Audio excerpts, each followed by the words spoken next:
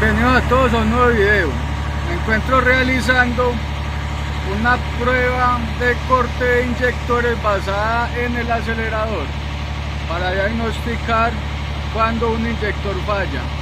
Un motor Cummins ISM de una cabina internacional, ¿sí? Entonces, esta prueba consiste en darle importancia a la caída de revoluciones del cilindro que vamos cortando.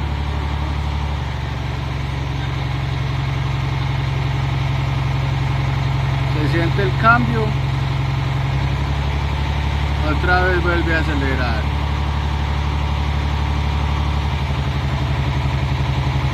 Se siente el cambio.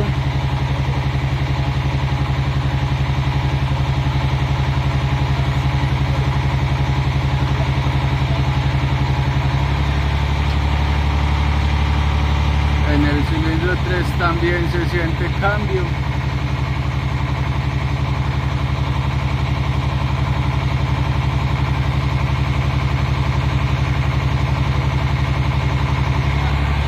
Nos da una caída de 39.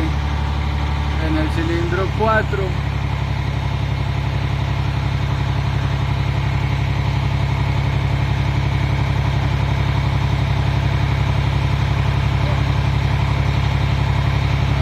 nos da una caída de 38 revoluciones. En el cilindro 5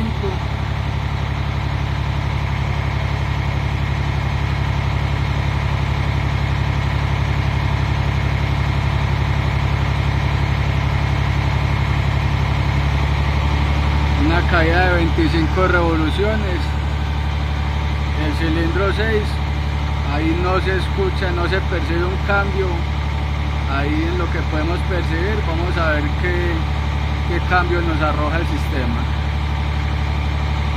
Nos dice que da menos 43. Ya que el problema en este caso está en el cilindro número 6. Les muestro el motor, es un Cummins ISM de una cabina internacional.